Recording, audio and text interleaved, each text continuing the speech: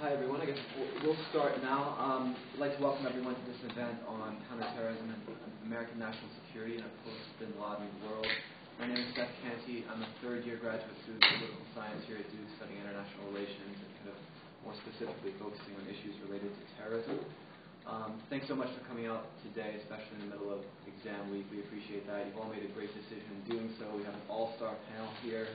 And before I introduce them, which I'll do only briefly so we can get to it, I'd like to thank Jake Friedman for coming up with the idea for this panel. He is a student currently in Professor Feaver's U.S. Foreign Policy class, and I think it was a great idea. I'd also like to thank Sonny Frothingham for helping Jake to publicize the event yesterday, and of course Jimmy Boyle, who's done an excellent job publicizing and arranging everything. Didn't Jacob propose this as the alternative to the exam? That's what he did. Good use of it, yeah. So I'd like to introduce the speakers briefly. To my left, your right, is Professor David Schanzer. He's an associate professor of the practice for public policy here at Duke.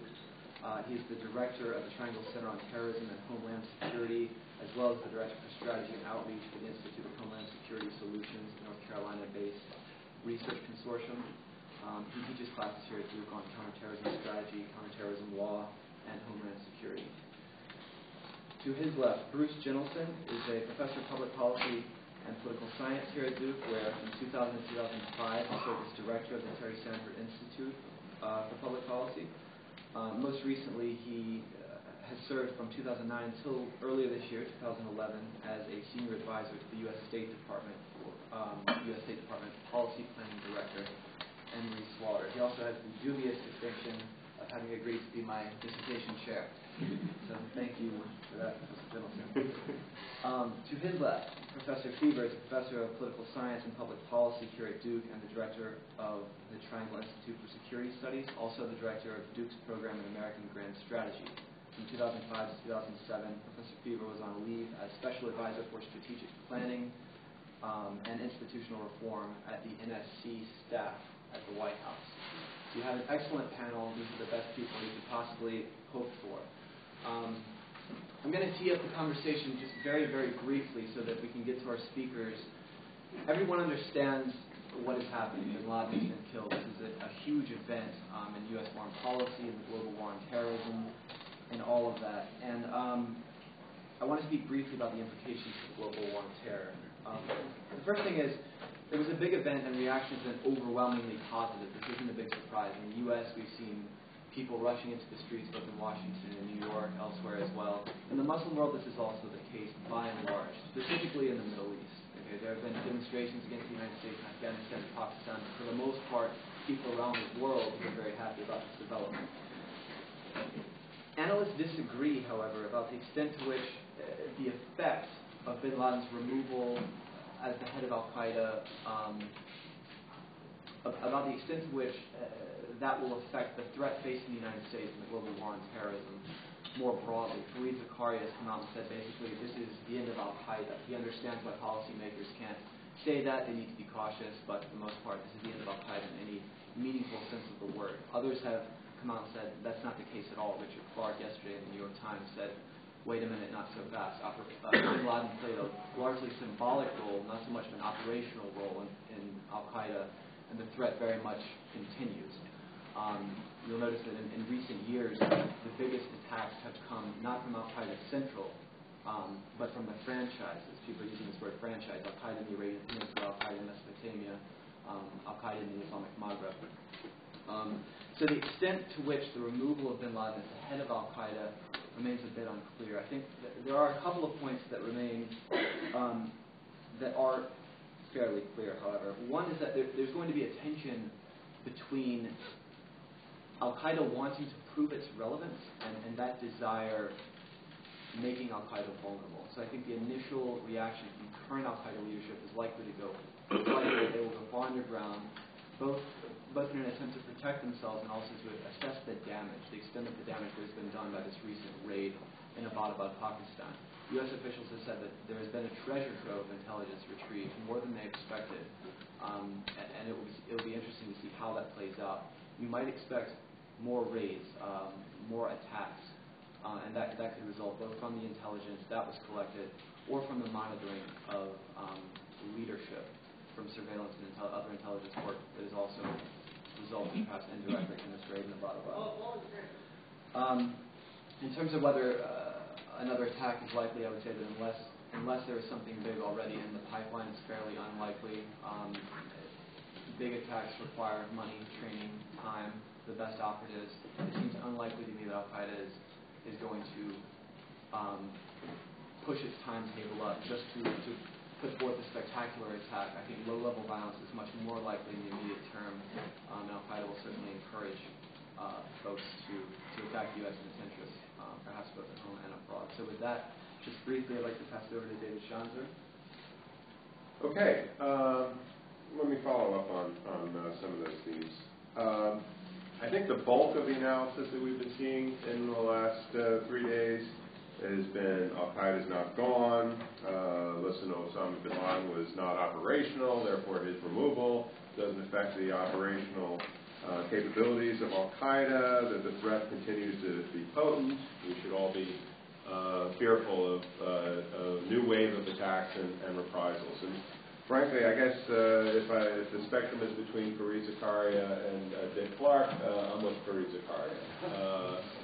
And I'll note that Dick Clark wrote a lengthy article in the Atlantic Monthly, I think in the year after 9/11, and it's predicting what things would look like in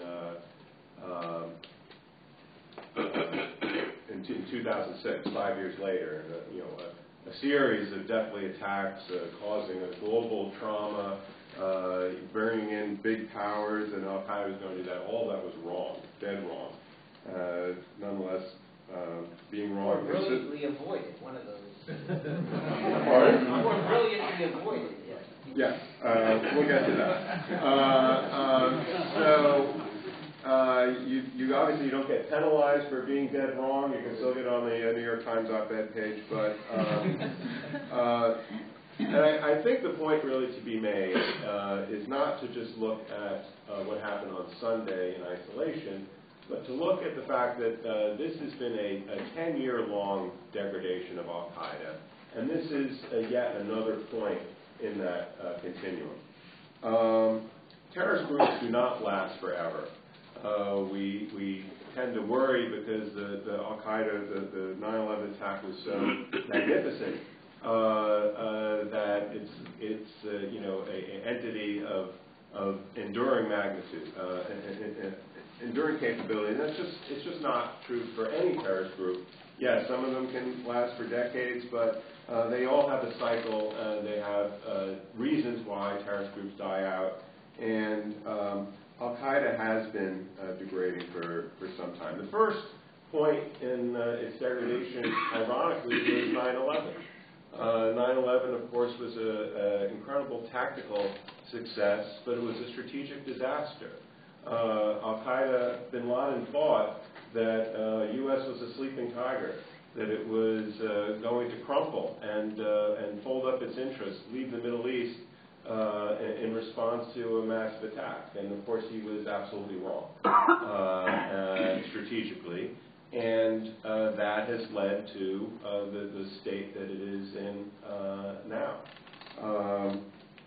The second point, of course, was its loss of the safe haven in Afghanistan. If you're a terrorist organization, you have to have a place where you can organize, where you can train, where you can build resources. In the global era, with communications as it is, it's not as necessary. But the loss of the safe haven in Afghanistan was the beginning of the loss of an Al Qaeda central that could really organize large-scale attacks, as opposed to a more networked, flatter operation, which it eventually had to evolve to because of the loss of the safe haven in Afghanistan. The third big point, in my view, was the 5/5, I think it's 5/5, attack in Saudi Arabia, which awoke the Saudis to the fact that Al Qaeda was, although of course bin Laden had said this many times, but Al Qaeda was a serious threat to them, and got their government on board essentially with the West's effort to take aggressive action, dismantle Al Qaeda, taking aggressive action within the kingdom, shutting down channels of financing, stopping the export, not totally stopping, but reducing its export of this ideology around the world. And their other governments, came into line over time in the coalition against Al Qaeda, to the point that today there's really no single government in the Muslim world that is bemoaning what happened on Sunday. Third point in this degradation was the dismantling of Al Qaeda in Iraq. I'm sure you're going to hear from the Surgeonista to my left over here about the importance. But it's true. It was the turning of the Sunni tribes in conjunction with the surge and the cooperation and expertise of the American Special Forces, which essentially started picking off members of Al Qaeda one by one, town by town, and essentially destroying an organization that was really very vibrant and was a huge threat, because bringing down a government and the U.S. effort, which Al Qaeda was definitely part of, and teetering on the brink towards the end of 2004, beginning of 2005, and that organization does not exist anymore. Yes, they began to constitute a new safe haven in the hinterlands on the Afghan-Pakistan border, but then the accentuation of the drone attacks, which beginning at the end of the Bush administration, but then really accelerating the beginning of the Obama administration to put large-scale pressure on that safe haven, and now the demise of bin Laden. So this has been a steady progression, and you can't just look at what happened on Sunday in isolation. The next main point I wanted to make was that it's not only been a degradation in their operational and their capacity, but also in their brand, in the strength of their ideology. Now, the problem was for Al Qaeda was that their ideology was always inherently flawed from the beginning.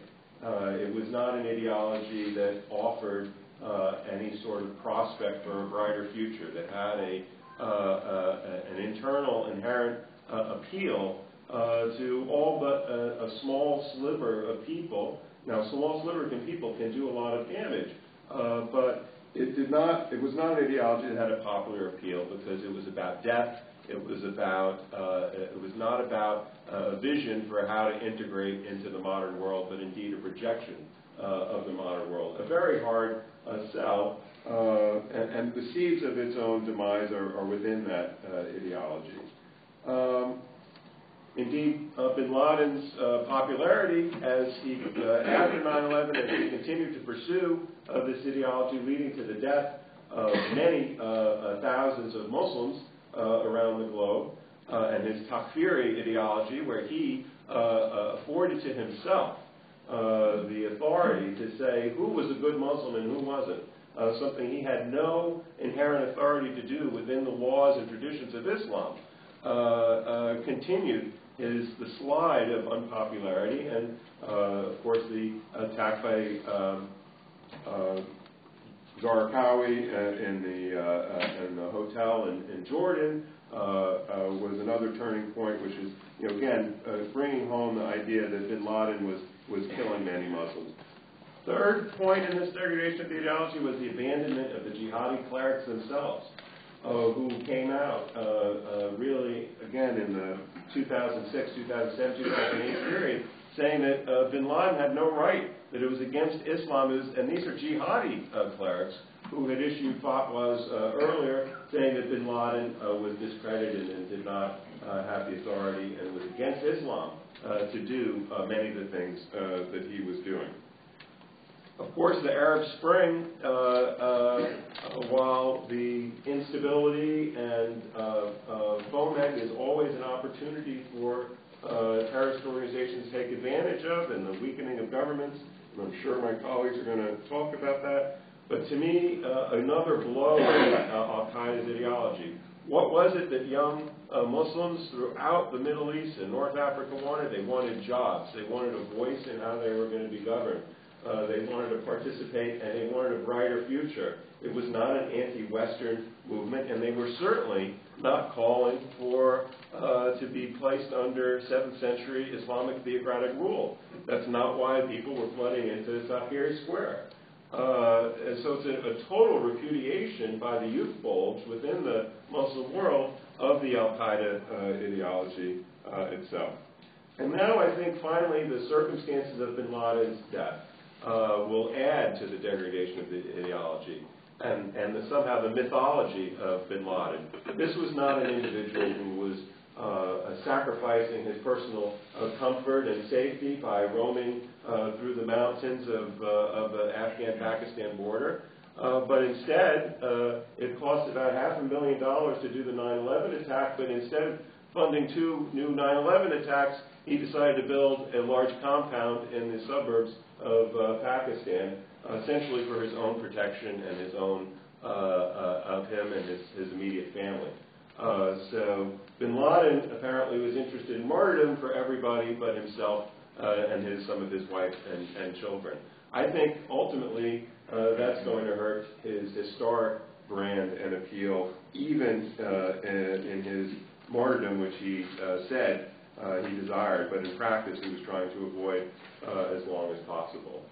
So what's on the horizon? It's not safe for anyone to come out and say, well, there won't be any more attacks, but I don't expect large-scale attacks coming. I don't expect a wave of reprisals. Could there be individuals who are motivated and who have adopted this ideology and are deeply into it to say that they want to do something in revenge? Of course. It could happen in the United States. It could happen in Europe. It could happen around the world. But those are things that we can deal with. Those are not large-scale threats that rise to the level of major national security issues. What about the affiliated groups? I guess if I were them, I'd be asking myself, what is the Al Qaeda brand getting for me? Why is this advantageous for me to call our group Al Qaeda? Why is it an advantage to us to take on the task of the global jihad as opposed to trying to throw off the rulers in Yemen or Algeria?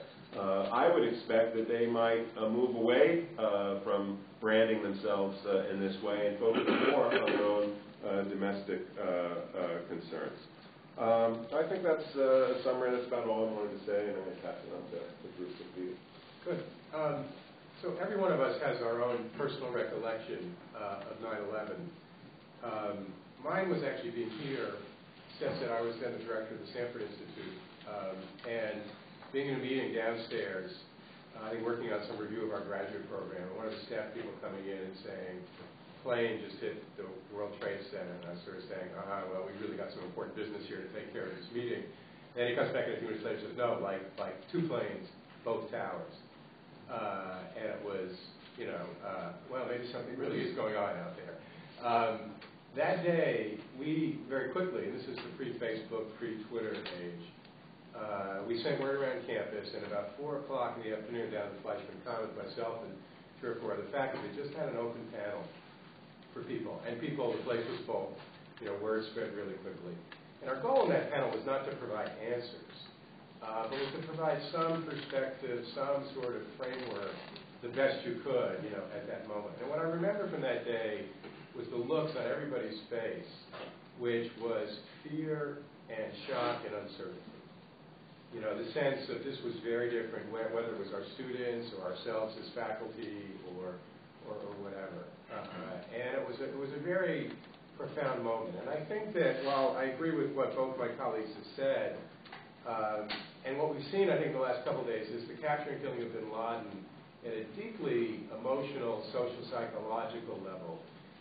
It's not everything, and it's not just this. I think David's absolutely right, sort of tracing the history since 9/11, but it really is a big deal. And it's a big deal at that fundamental level of sort of people's sort of the sense of the nation. We as a nation have a larger tendency, I think, than other political cultures to demonize our enemies. And you can trace this back through American history. One British historian writing about the early Cold War, McCarthy period, with reference to the House Un-American Affairs Committee, said, we managed to fight the Cold War in Britain without an un-British Affairs Committee in the Parliament. And so I think in that sense, this whole notion of Yen and bin Laden, it by no means has solved everything, but I think that's kind of what we're seeing. So let me just make 3 points that build on our agreements. We'd also throw separate points out there and then open it up to you all for discussion. And one is about the interrelationship between this and the broader Middle East. And as David said, and Seth said, we've all been surprised what's been happening since the Tunisian vegetable vendor self-immolated.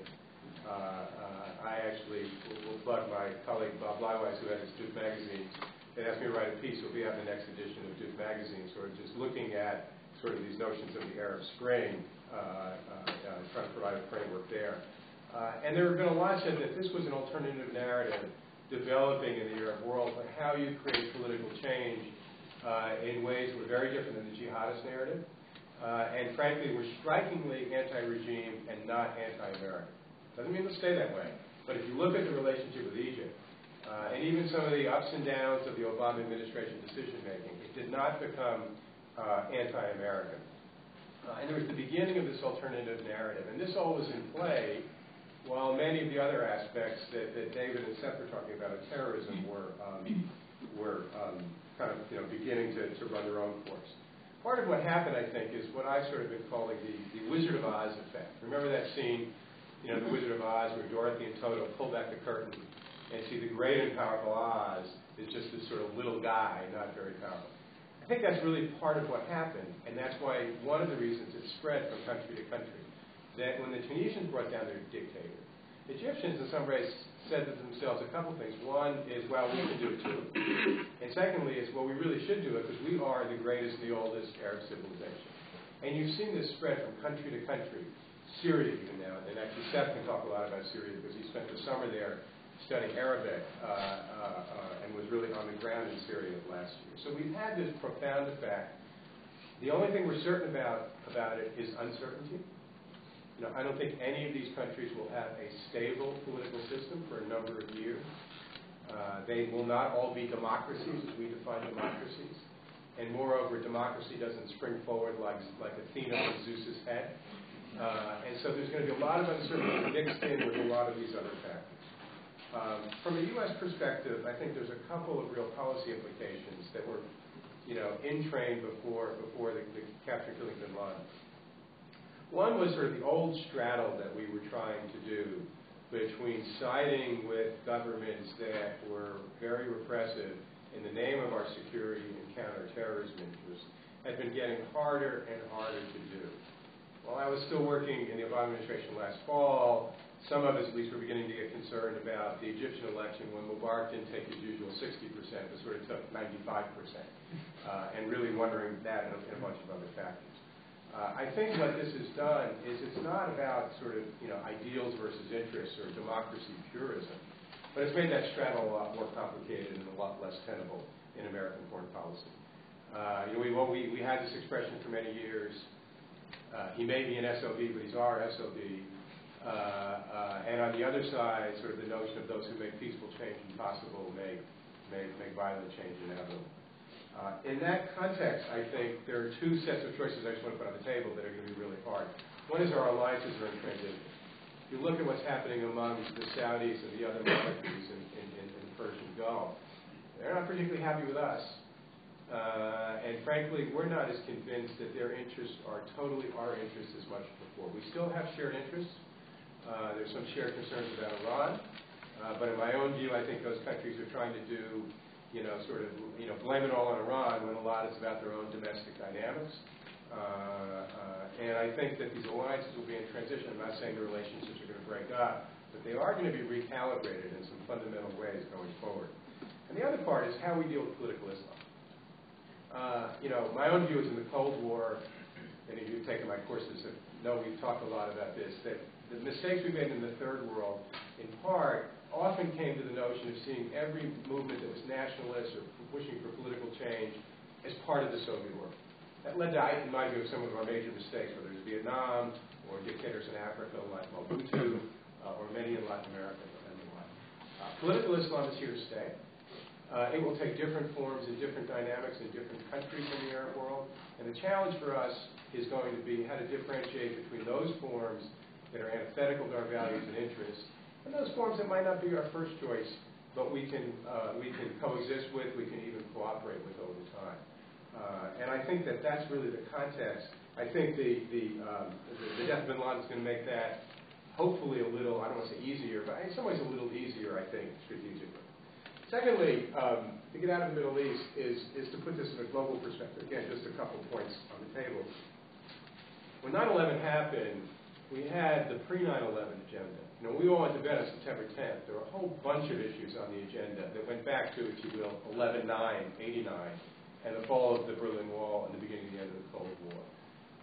And the foreign policy agenda, we were living in an age of transition, globalization, the end of the Cold War, the end of the Soviet threat. All of these issues were on the table when we went to bed on September 10th. You know, in the 9/11 world, you know, in many respects, I think we didn't pay enough attention to those because we shifted to the 9/11 agenda. And then we had added to it over the course of the decade the financial crisis, which profoundly changed things in the world. I think we in the United States don't appreciate really how much it's changed many calculations around the world about our role and confidence in our economy and our leadership in many other respects. We've had the rise of China, a whole bunch of issues. I think the president tried to indicate in his speech Sunday night, Monday morning, whatever it was, that we really need to address that agenda. We're not forgetting about the terrorism agenda, but our larger security interests and our larger global interests require us to deal with the agenda that was there September 10th, the agenda that developed over the 2000s, as well as the continuing one. Lastly, politically, and then I'll turn it over to Peter. I thought the president the other night, in my view, resisted the temptation to gloat. He had three messages to the American people. One, bin Laden was dead. We had a major achievement here. A lot of credit was due to lots of people. But secondly, that we needed to get to this broader global agenda. And thirdly, that maybe we could use this as a moment at home to find a sense of shared purpose. I don't think that's going to happen, at least in Congress. But I think that was what he was trying to say. Poll came out today. His approval rating went from 46 to 57%.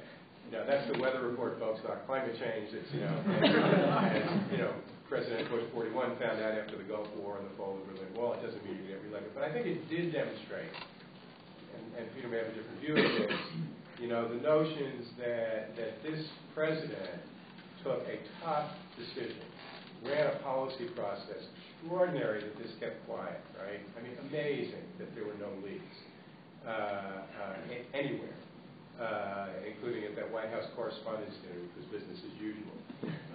And as John Brennan said, he made a very gutsy decision. Okay, there was an option there to send in, you know, Predator drones with large bombs and bomb the facility and not run the risk. And as a Democrat, you had to be thinking Black Hawk Down and Desert One Jimmy Carter. Okay, your whole political thing could have been on the field. He took a gutsy decision because he believed that we really had to get it and make sure that we got bin Laden and could demonstrate that we did. You know, there's a lot of other things. I haven't been in total agreement with a number of other ways we've gone about decision-making in this administration, but I think it sort of takes off the table the notion that this president does diplomacy and doesn't understand how to use force. And he has the ability now to even more so demonstrate sort of the notion of the two talons of the eagle. You know, one has olive branches and one has arrows in it. And that, I think, is the ultimate way that we're going to succeed in this global era.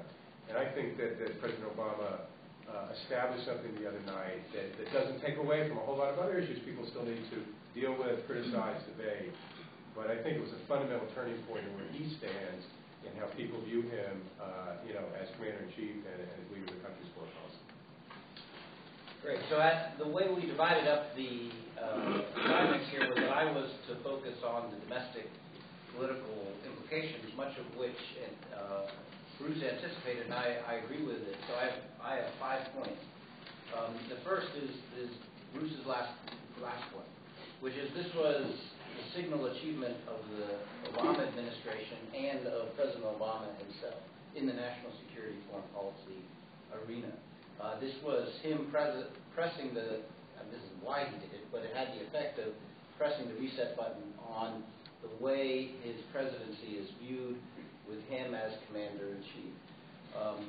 He was straying very dangerously close to Jimmy Carter land in terms of the way people were viewing him. The Libya operation was not going well. There were other problems. And he took the option that was riskier in terms of the Jimmy Carter downside.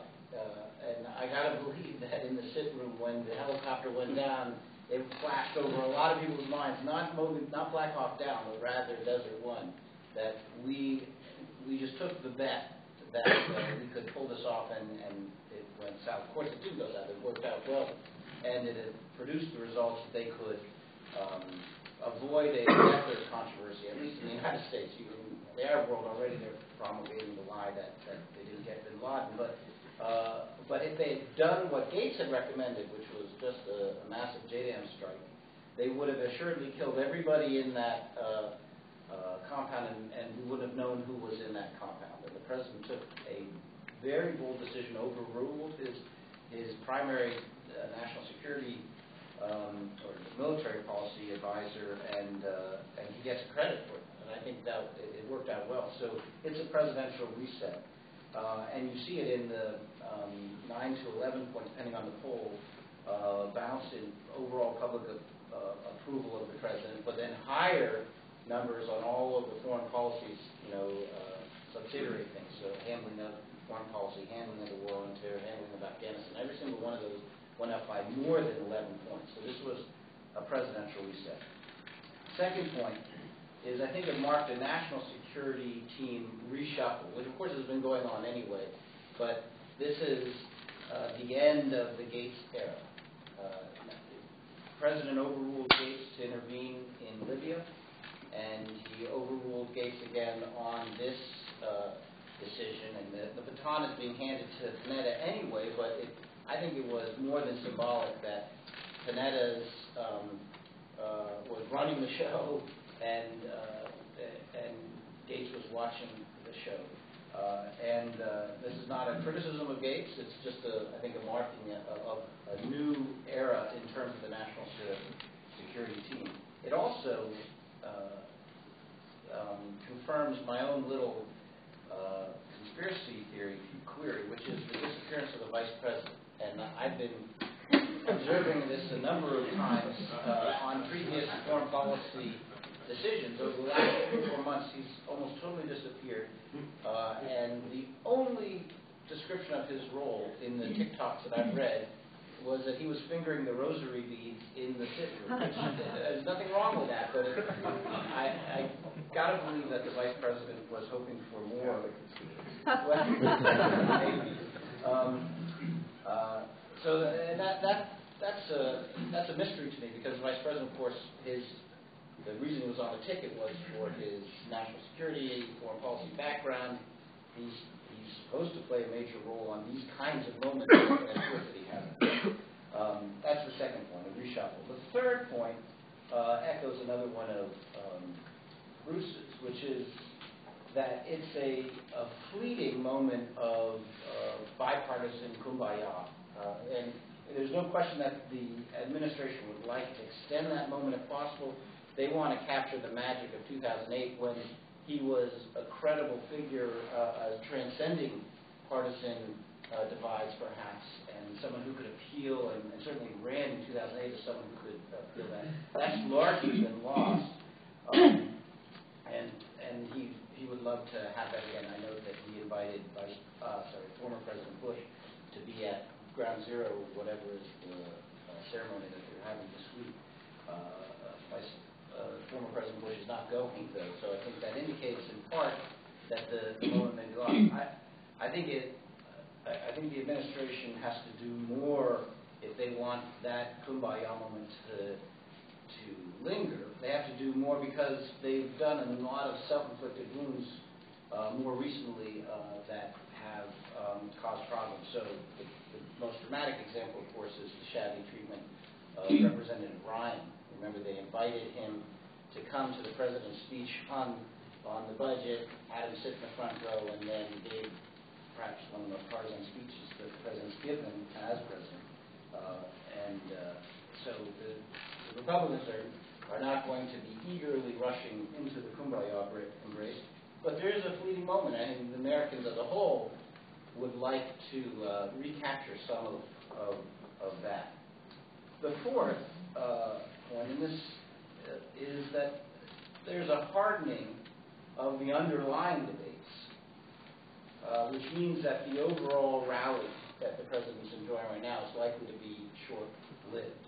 That if you look at the underlying debates on national security and foreign policy, and for that matter, domestic policy, they are hardened by this event. They're not resolved by this event. So let's do a little your own search of how people interpret what this means for the Afghan operation, what we should do in Afghanistan. And you can predict with 100% accuracy that they view this as confirming the wisdom of the policy that they had last week. They didn't know we knew where Osama was and that we were going to get him. Right? So those who want to declare victory and go home say, now we have our chance to declare victory and go home. Those who say, we have a chance, the tide is turning, we can pursue success in Afghanistan, say now this proves we can turn the tide. And every position in between, it has been hardened. And so that debate, which is going to be a very difficult one for President Obama, is still there. The Libya mission is still not going very well, and indeed it hardens the questions about Libya. To get bin Laden, why can't we, quote unquote, get Gaddafi? It's noted that the potential regime change strike in Libya happened the same week. Remember, they did the strike on the Libyan and the funeral for Gaddafi's son was, I think, the same day or the day after the bin Laden strike. The Libya problem still remains. Of course, Iraq is in a very difficult situation, and there's some sense that it might be unraveling. And then there's all of the domestic economy problems. And if you look at the poll results, the president got a fairly big bounce in overall approval, a very big bounce on all of the foreign policy dimensions, and zero bounce on domestic policy. So that's striking. In other words, it didn't carry over to a general sense of approval for the president as a whole. It's a very differentiated response by the public, and so the underlying economic domestic policy issues remain. Which brings me to my last point, which is the other thing that has been, I would say, solidified, not just hardened, but solidified, is an ironic one, and that is the unnoticed bipartisan consensus on how to understand the legal institutional framework of the war on terror, whatever we call it. And that bipartisan consensus is that this thing, whatever we call it, is not a total war of supreme emergency where anything goes and we can do whatever we want. But nor is it perfectly covered by existing Geneva Conventions, law of war. It doesn't fit perfectly under that. And thirdly, it doesn't perfectly fit under the law enforcement to peacetime institutional framework that works well against, say, the mafia or something like that. It's something different. It's a hybrid. It's the hybrid that the Bush administration reached by the end of their term, handed over to President Obama. President Obama ran on promising that a different hybrid, but by midway point, he had largely confirmed that institutional framework. And it was a lot of those things, including controversial aspects of that framework, that made it possible to get bin Laden. And I would say that we have sort of solidified the bipartisan view, and I think it would be very hard to undo that for the near term. And I'll stop there and take questions. Thank you very much. So I'd like to ask one question, because I have one that's related a little bit to all of the panelists and what they've said. And as soon as I ask my questions, I'll look up, and if you could try to grab my attention, I'll put your name on the list, and we'll start taking names for selecting questions, let's say. My question is this. Did Osama bin Laden die a happy man? And I think the question is related to something that Professor Schanzer said, and it was kind of about the extent to which 9/11 was a strategic disaster, or maybe whether it was not. So if you look at what's happened in the past decade, we have the Arab Spring that's happening now. Unrelated to Al Qaeda, I think we can agree with that. Arab dictators are falling. Of course, that was one of the big grievances of Al Qaeda. We had the war in Afghanistan for nearly a decade. At current cost, if what I've read is to be believed, the price is about $1 million per soldier per year. It's not going particularly well. It's America's longest war. We had the war in Iraq, thousands dead, tens of thousands injured. Troops have been removed from Saudi Arabia. That began when we went into Iraq with 304. This was a major grievance of Osama bin Laden. And I wonder, with these things in mind, do you think that bin Laden might have thought that 9/11 was a strategic disaster? And then also, if you'd like to address it, is his death a strategic disaster for Al Qaeda? And with that, I can start taking questions. Well, I think I laid out, why I thought, he's been unsuccessful, and perhaps it was a little too one-sided in that he, the fact that he inflicted this wound and these costs on the United States and the West was a victory for him. We did take our troops out of Saudi Arabia, so you can point to some of his agenda, which was successful. I don't really care what he thought of himself. I think it's more important for us to kind of look objectively and say, what he achieved and what his failings were. Lord knows how he perceived it, but I can't imagine he could have credibly looked around the world and said, things are going my way. Yeah, I think I know what you're trying to get at with the question, Seth. I mean, I think the sense is that, it's extraordinary that a non-governmental organization, redefined an era. We're used to defining eras on the basis of major powers, and it really did. In that sense, I think, whatever the ultimate outcome was, it had a profound effect. And it did, I think, in any number of effects, have huge effects on the U.S. role in the world and the like. And as David said, there was some attrition. I think there is, not only do we have this network notion of the affiliates, right? Al Qaeda, Arabian Peninsula, Al Qaeda in the Maghreb, but I think it's almost like, they were linked, but they were also separate. And then you're going to have sort of wannabes, or the terrorist equivalent of copycat crimes we see in domestic. So there's going to be a lot of this stuff happening. But there was a sense that Al Qaeda's influence had peaked, but it was pretty extraordinary for that period in which it was really redefining, U.S. foreign policy. I think David and Bruce have said it well, and I would note that if we were having this panel last year,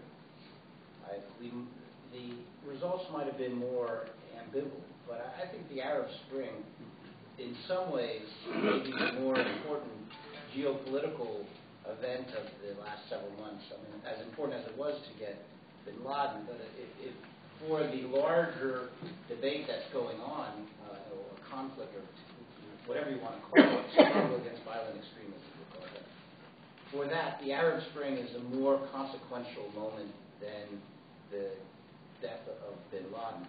And so we should agree to meet here next year, because the Arab Spring is very much up for grabs, as Bruce indicated. And it could be that could revive bin Ladenism, because we could all spin out the scenarios. The governments fail, and extremists use their failure to justify a revival of bin Ladenism, whatever you want to call. I think even if that happens, though, Peter, I bet it's not under the banner of Al Qaeda as an organization, as an institution. And I think we shouldn't diminish, yes, bin Laden wasn't operational, but he was the public face, he was the spearhead. There was no person, there's no other person who could capture the imagination and the sympathies of the people who were vulnerable to this ideology. There's no replacement for that. And, the history, I don't believe this is a decapitation moment like the Shining Path, where the leader was arrested, all of a sudden the Shining Path was gone. if you look at the different ways that terrorist organizations are degraded and fail, this is going to be a combination of decapitation, internal schism, essentially defeat by the government powers that they're just overwhelming them with force and detention and other efforts.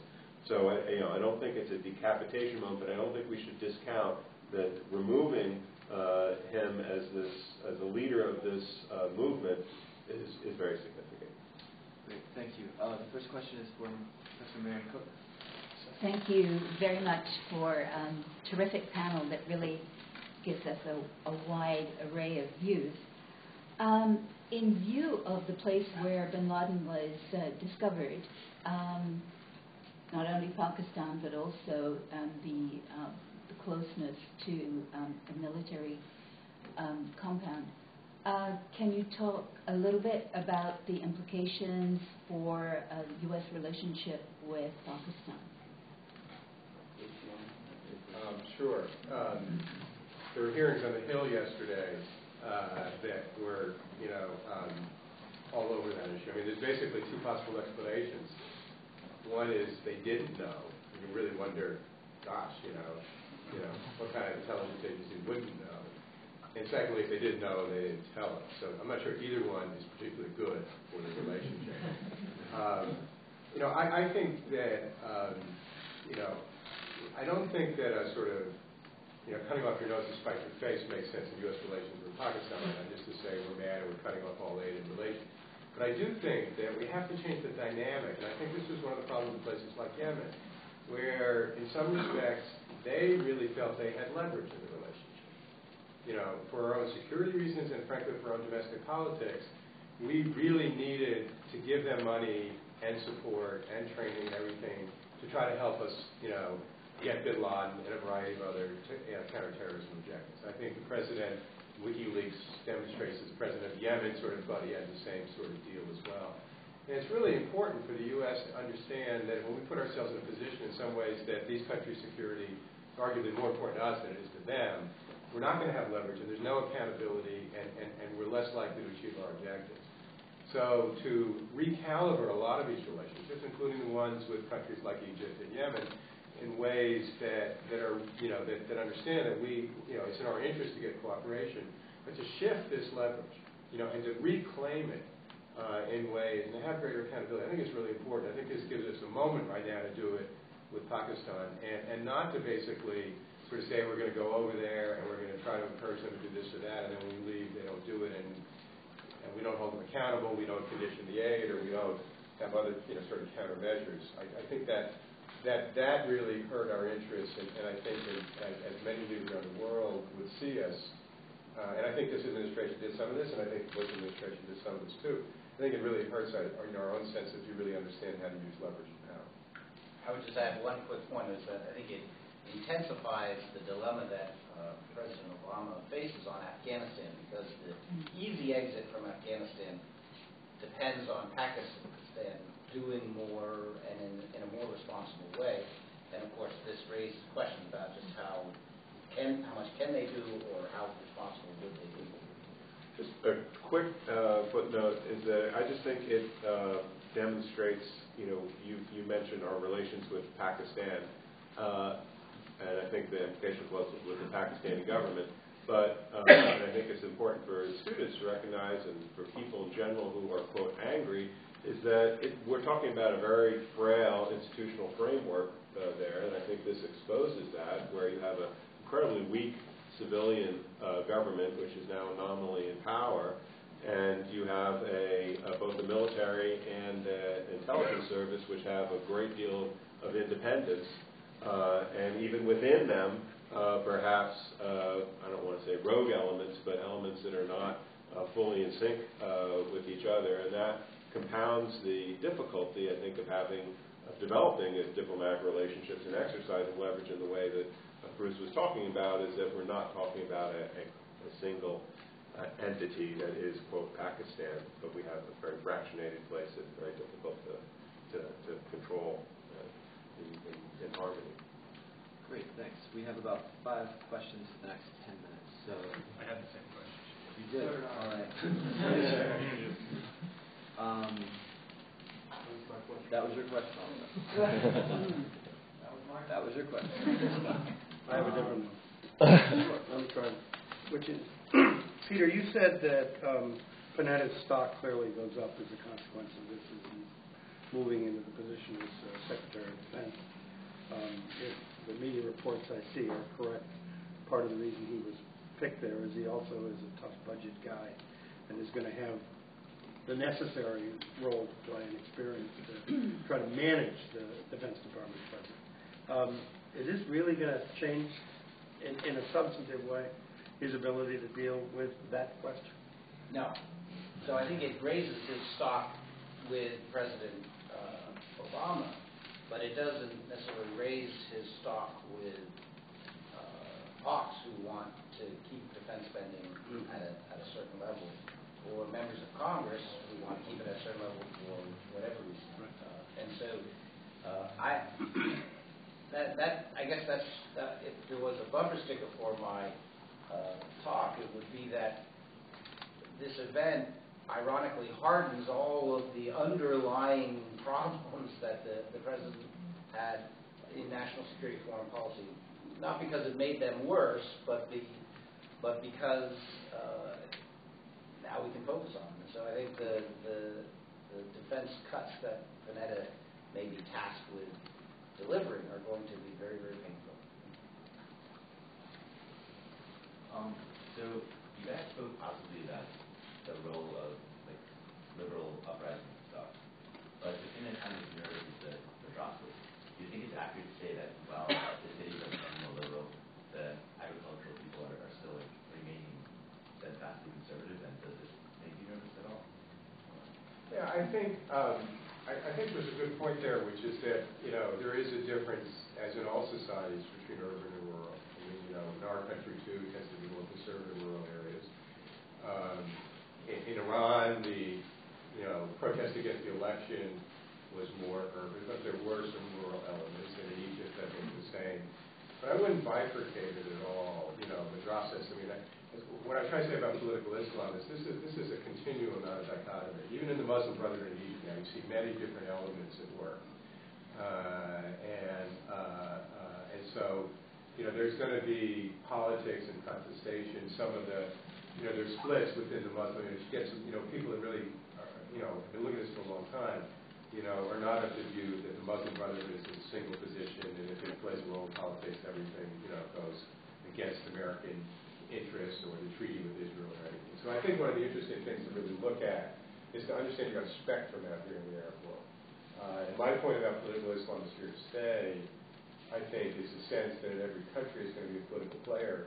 But it's, again, for me, it's just like the Cold War. There are many nationalists out there in the Third World, who really were not pro-Soviet or ended up that way partly because of the consequences. I mean, so many relationships we had. The current president of Brazil, Dilma Rousseff, was imprisoned and tortured by military government in the 1970s, and we helped put in power in 1964. We really needed to avoid sort of, demonizing and dichotomizing, these sorts of things. We need to be clear about what's antithetical to our interests, but in some ways it increases your credibility to say, I'm not going to work with that group. These groups I'm open to working with if we can find some common ground. I think it's a lot harder than what you just said, and it's a mild disagreement I have with David. David said that no government in the region expressed dismay at the death of bin Laden. Well, Hamas, the leader of Hamas, came out and said that this was unfortunate, and while they're not, I guess they're now the joint leaders in Palestine, and so I just intensify your point. I think there is some tension there that is. There's tension, but even if one leader of Hamas did and one didn't. I mean, there's tensions within there, and it could come out in a negative way. But Hamas, Hamas is pretty much happening in Syria right now. They didn't come out and say, and sort of say yes to some support. You're seeing different tensions even within the movement. Just one quick point. The vast majority of terrorists don't come from the Jostens. They generally, and I'm sorry for any engineering students who are here, but they mostly degree students who got a degree in engineering and then became disenchanted for one reason or another and turned towards grasp this ideology. Okay, we are back up to 5 questions and now with 5 minutes. So, thanks. I wanted to ask for Professor Feaver. You mentioned that capturing or the raid on Bin Laden's compound might actually complicate our involvement in Afghanistan because it exposed the fractions within Pakistan and how fragile that state's relationship is with us and with Afghanistan. But focusing, I guess, on an American political perspective for a moment, how symbolic Bin Laden is, do you think there's enough justification just because of this one event and taking out such a symbolic figure that if President Obama so chooses, he has all of the justification he needs politically to pull out of Afghanistan or start pulling out of Afghanistan? I think that the support, the public opinion support for just declaring victory and leaving Afghanistan will go up because of this. I think because of this event. It'll go up because those people who are already there now have the fig leaf so the causal mechanism you identified. But there's another causal mechanism, is that I think some of the people who were supporting the war in Afghanistan had sort of signed on until we got Bin Laden. Right? They're in it until we got Bin Laden. They say, box checked, okay, I'm no longer in it, or I want out. I think there's general fatigue, and then there's a lot of skepticism that this thing could ever work out well in Afghanistan. This is a hopeless prospect, medieval culture, whatever. You've all heard the arguments. And, of course, the odd finding that here he was living under the nose of, apparently under the nose of our partners in Pakistan, just intensifies the desire, I think, on some Americans just to wash our hands of the whole thing. It's an eerie coincidence. I was watching a movie while the word of the Bin Laden death came out. The movie I was watching was Charlie Wilson's War. The premise of that war, of that movie, I should say, the beginning and the end of that, particularly the end, is Americans celebrating the same thing, patting themselves on the back for what they had accomplished, namely helping the Mujahideen to defeat the Soviet invasion of Afghanistan. And then washing their hands and leaving Afghanistan thinking, okay, things are fine. We don't need to care about that. We've got other problems at home. There's that incredible scene of the members of Congress in a committee hearing arguing over $1 million for schools or something like that. And, of course, Charlie Wilson's pithy quote, which I won't repeat here, about how we did something great on the front end but messed up the follow-through. And the juxtaposition of hearing the celebrations of the Bin Laden strike and watching that movie reinforced in my mind that there is a real risk that we could prematurely declare mission accomplished and then leave while problems that are deeper and that do command our attention remain. But you're right. From a public opinion forecasting point of view, pressure to get out of Afghanistan sooner rather than later will increase over the next 6 months. And I'm told that we do have a bit more time, so please. So what we saw was we sent troops into Pakistan without telling them in advance, and we conducted our operation successfully, and then we left. And I think under different circumstances, that could have generated a lot of controversy. I think probably Pakistan's hands are tied right now, just because they look very stupid for having not seen this. But I'm wondering, do you think that this is going to be a common feature of how we conduct counterterrorism operations in the future, particularly because I think this went down with very little controversy, which to me was somewhat surprising. Controversy in the United States or in Pakistan? Because I think it's hugely controversial in Pakistan. Really? Yeah, oh yeah. And you're right, the government leaders are constrained from what they can say publicly. but the man, woman on the street and editorial writers are not constrained, and there's a lot of frustration about this, and I think in Europe as well, there's sort of celebration that Bin Laden got taken out, but there's also nervousness about, they were already nervous about drone strikes, and nervous also about this unilateralism of the president arrogating to himself the right to attack anywhere in the world without letting anyone know. In the president's defense, he's made it very clear from the earliest days of his campaign that he would do this, right? So no one should be surprised that he did it, and it's not surprising that a president of the United States would do this. I can't think of another president of the United States who would, even President Carter, would not have shrunk from taking a strike on Bin Laden without notifying the Pakistanis in advance. So that, from an American point of view, makes perfect sense. And it's, I don't think, controversial, but it is controversial in the rest of the world. Precedents are always tricky for those either lawyers or budding lawyers or courts. What is the precedent that any particular case sets? For me, the precedent here is the willingness to violate the sovereignty of another country for whom you've given billions of dollars in aid, trying to help them solve a problem they haven't done it, to get the leader of a group that killed at least 3,000 Americans. I think that can be a relatively limited and narrow precedent. And I think we live in a world with the transnational nature of so many issues.